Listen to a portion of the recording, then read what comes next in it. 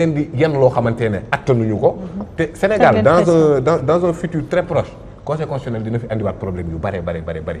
notamment ci troisième kandaawu président Macky Sall bii nga xamante ne d'après ni muy doxee ku ne gis na ne nee na après législative la ciy wax. mais conseil constitutionnel wax na ci bu yàgg.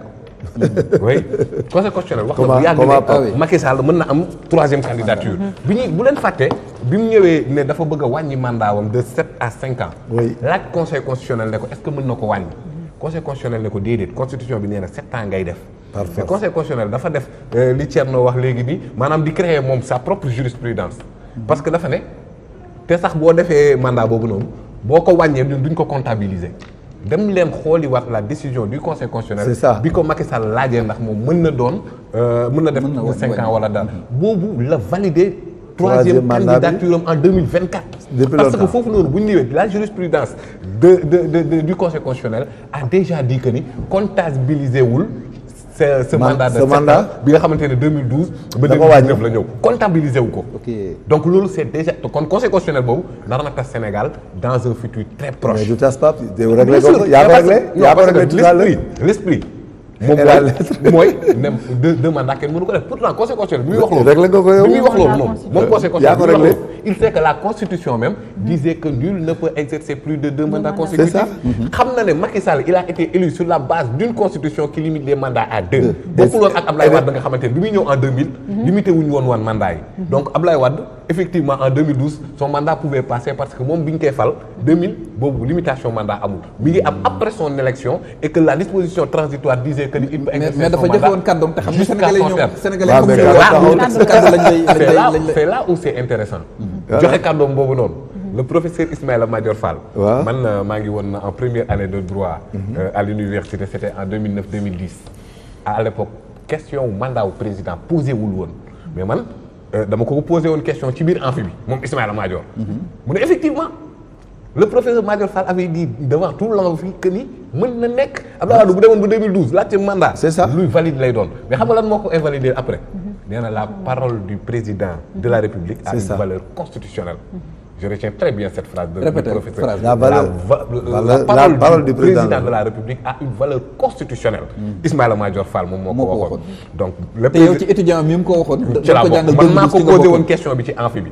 donc kon Macky Sall. après nga tiktogal ma loolu. bind na ko ci livre Macky Sall au Sénégal au cœur wax na ne ci second ak dernier mandat la nekk wax na ko waxati ko donc maa ngi xaar moom professeur jox aux paroles du président là. pourtant bi mu nekk ministre de la justice am na benn visite bu ñu doon def dans les prisons bañ ko ci interroger wax na ko de.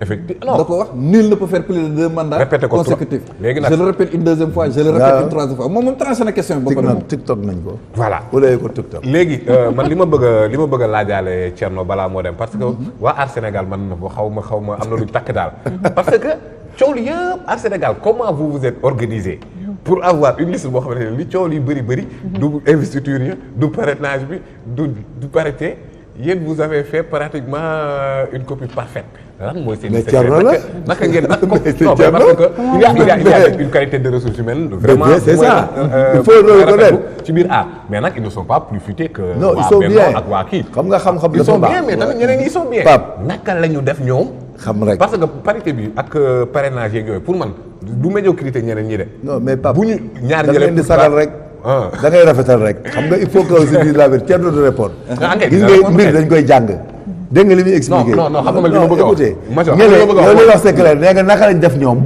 ba am liste bu correct am lu mu junj de yow junj nga ko yàgg wax tu as dit que tu peux pas les qualifier de médiocre mais ça veut tout dire s'ils sont pas médiocres ils sont passables waa Yewwi teg bët waa Benno ba gis problème ñële na leen dafa mel ni kenn laalu leen moo tax amuñu problème mais en vérité man dama gëm ne liste yëpp bu ñu leen xooloon càmbar leen comme ñu càmbarante suñu nekk dinañu gis problème non doo ko gis doo ko gis ci ñoom doo ko gis ci ñoom Thierno parce que beneen galgal bu ne ci ñoom parce que ils sont calmes et disciplinés et ordonnés et respectueux des principes xam nga wax li gars yi wax mooy opposition mais quand tu fais beaucoup de tintamarre tu es capable de faire des ñoom dañ ne ñoom ñooy opposition de l'opposition mais bien sûr à l'opposition que à Macky Sall mais ils ont une taxonomie bonne wax lu tax askan wi xalaat loolu ci ñoom si loolu mun naa si ñëw après voilà non si loolu d'abord dañuy féliciter encore une fois suñu mandataire mu ngi tudd Mamadou Dioum c'est ça féliciter suñu yeneen équipe yëpp parce que C'est des leaders yëpp intellectuels, ak ils ont seen i appris. parti dañu am ay équipes des équipes vraiment performantes yoo xam ne liggéey nañu ak mandataire bi ba ñu am résultat bi. di féliciter également le député Théodore Monté qui a beaucoup aussi travaillé dans cette affaire. mais dama la bëgg a wax rek na la ñun ba ñuy soog a ba ñu àndee ak ba élection bi ba dépôt yi war a am soreetul woon. ñu dañu teg suñu coalition rek jël les choses très au sérieux man mii di wax ak yow ak yeneen leaders yëpp dañ doon daje 11h du matin quitter le lendemain à 6h du matin. maanaam ñun dañ doon fanaan ci ay chaise di xool liste yi di xool mbir yi. di conformer di xool lépp maanaam jëluñu affaire bi jox ko kenn. di ko càmbar.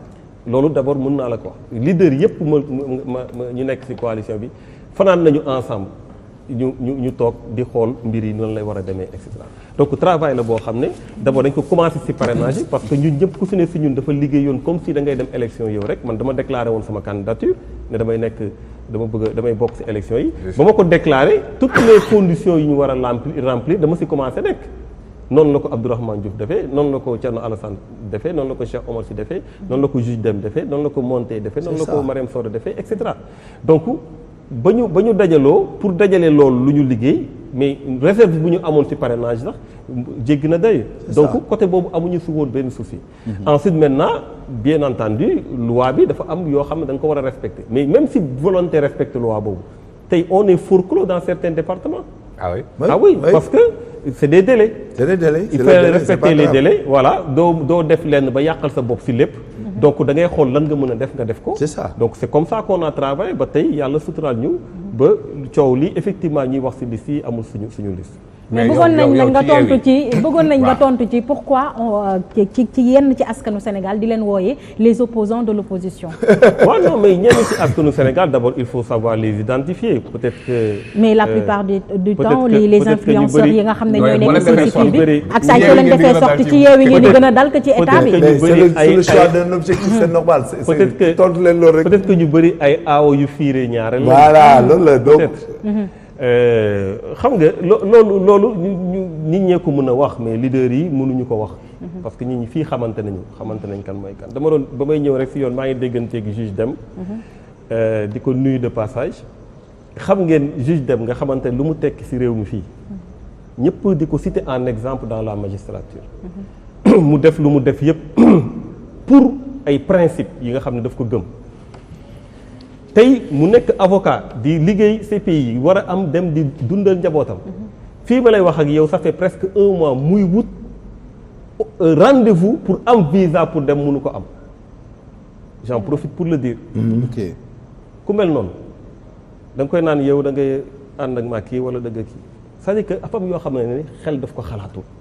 tu prends kenn par kenn dans cette coalition. démb la ñu bañ avant tey soog a ñëw. démb la ñu prouvé avant tey soog a ñëw. Thierno Alassane Sall ministre ñu ne ko signer sur la question de Total. mu ne signé wu ma. ñu dàq ko. docteur Abdourahmane Diouf directeur SONES dem def diagnostic bu leer nañ ci mbirum ndox mi ñu jëlee ko fa. Thierno Bocoum nekk président commission comptabilité contrôle l'Assemblée nationale nekk am rang de ministre. ne damay leeral xaalisu assemblée lu muy doxee biir assemblée nationale ñu jëlee ko fa. Cheikh Omar Sy tey suñu waxee ne état am na lu mu war a dugg ci Eiffage pour autoroute à péage bi bokk na ci ñu ko xeex. sans compter question minière yi question littorale bi et tout ça. Mariam Soda Ndiaye la plus jeune députée gis ngeen taxawaay bu mu am assemblée nationale. Théodore Monté gis ngeen taxawaay bu mu am assemblée nationale. Juge Dème wax naa ko léegi mais ñu mel noonu. tey suñu taxawee ne Sénégalais yi dañu war a changer Sénégal Sénégalais dañu leen a war a gëm parce que yemuñu ci wax ko dañ koo jëfee ci seen i parcours. lan moo tax ngeen dàq président Wahab. ma daaneel foofu ci seen i parcours dañ ko jëfee donc c'est pour dire tout simplement que ni c'est normal c'est de bonne guerre que su dee da nga nekk aawo nga am benn wujju. mais c'est normal nga ne voilà dafa mais ñaar dafa lii d'ailleurs sa daroon njaaloo. waaw yooyu. mais est-ce que du yéen ay wujjanteeg ñoom ndax saa soo leen génnee pour man opposition peut-être dañu war a manqué liggéey même boo leen manqué wu liggéey ku ci nekk buy dénoncer peut-être état bi ngeen di dénoncer doxalinam lu tax yéen saa soo leen génnee rek yow ngeen dal ci état bi mais la plupart du temps da ngeen di dal ci. non xam nga loolu mooy vision manichéenne de la situation. C'est-à-dire que damay jox exemple bu ndaw. soo waxee Benno Bokk Yaakaar listam baaxul. nit ñi duñ dégg Benno Bokk Yaakaar listam baaxul de dañu naan li nga fi boolee keneen. loolu moo ñuy déranger déedéet. mënoo gis si nit kii ne lii baaxul même chose bi nga gis ko feneen. nga ne non comme ñoo bokk ci opposition bi duñ ko wax. loolu naa fekk la. non xaaral ma daaneel rek baal ma loolu naa fekk la. alors dama bëgg rek mu leer. ñun attaqué wuñu kenn nekkuñu contre kenn wujje bi loolu c'était pour rire. nekkuñu wujju kenn. dañu am offre politique pour Sénégalais am nañ ci droit wala amuñu ci droit am nañ ci droit. opposition unité de l'opposition xam nga ban fan la amee sens. sur des questions de principe par exemple parrainage bii ñu dajaloo ñun ñëpp ne façon bu ñu koy defee baaxul nañ ko fi jëlee. loolu ñëpp ci waroon nekk benn. mbirum détenu yii ñuy wax tout le temps. c'est ça mu doon problème yoo xamante ne ñii dañ ci war a taxaw ñëpp ci waroon nekk benn. man mi di wax jàpp nañ ma dund bu cher rek jàpp nañ ma ci dugal ma prison.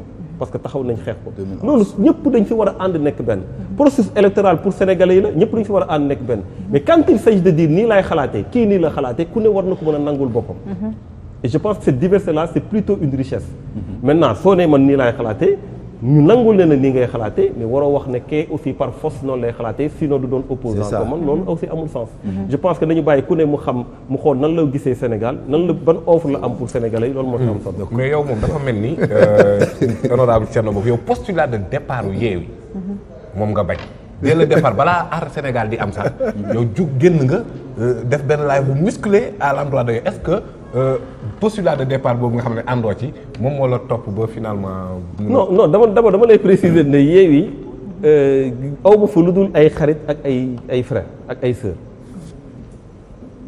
kii bii passé ba sëñ Mountakha ñëwee fii ñu ñëw daje ci même salle bi ku ne daa accolade sa morom amuñu benn problème il faut pas ñuy gëmloo Sénégalais yi que dafa am guerre bu am entre Yewwi Aar et cetera non loolu c'est dans l'imaginaire populaire mais amul. man en ce qui me concerne je suis sur les principes xooluma ma Samba wala ma Demba te ba may wax amul woon Yewwi amul woon Wallu amul woon leneen ak leneen ak leneen li ma waxoon mooy ay nit yu jug bëgg a créer genre conseil de sécurité avec droit de veto si initiative boo xam da ngay dajale opposition bi yëpp ba ne loolu jaaduwul te foog naa ba fii may wax ak yow am na ñu koy ŋàññ mais dañ ko gisoon bu yàgg lu feeñ ci sëy feeñ na ci ngoro ñu dumóoyu ko man nag ba mu feeñee ci ngoro laa ko wax am na ñoo xam ne peut-être dañ ne ci sëy ba demee mbir ma dina baax ñu dem ba ci biir tamit gis loolu mais dama ne ñun ba ñuy wax loolu waxuñu ko woon contre kenn parce que c'était des responsabilités désertées dafa mel ni tey rek Pape mbii toog fii responsable bu mu am ci émission bi yenn dérapage yi su ko amee dinañ ko ne mais Pape yow yaay responsable su dee dafa déserté ay responsable su dee da nga nekk opposition am benn cër boo am ci opposition bi nga war a dajale woo ngay xaajale di xool nan ngay mën a tirer ton épingle du jeu dañ leen naan tu as déserté tes